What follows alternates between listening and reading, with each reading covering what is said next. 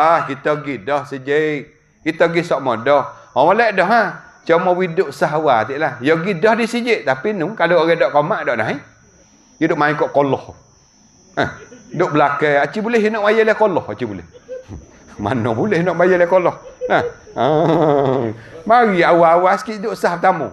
Ni ya tak sedok sah tamu ya tolak cerbah kau kata. Mung. Tamu. Sedangkan Nabi kata orang duk sah tamu lepas pada imam, dia akan dapat rahmat yang terbanyak. Innar rahmah tanzilu 'alal imam.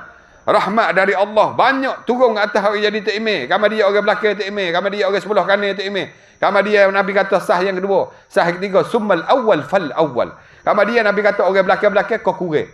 Pahala boleh tapi kurang kalau banding dengan orang sah tamu. Dak berebut buat itu. Kalau sah pahamlah pakat takut berlaku. Supaya duduk napi dah. Jadi takut gitu. Ni semua ni kita nak beri pegalak ke supaya berubah. Bila masuk tahun baru dah dengan Isra' Mi'raj dah. Tujuan bukan dengan cerita Nabi kita berjalan saja. Ada pelajaran dalam cerita tu. Untuk kita baiki cara hidup kita dalam hidup beramal kepada Allah.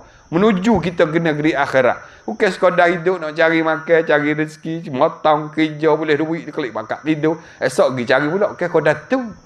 Hak tu pun kalau kita buat bukan nak royak salah tapi jangan lupa kita nak pergi jauh tu.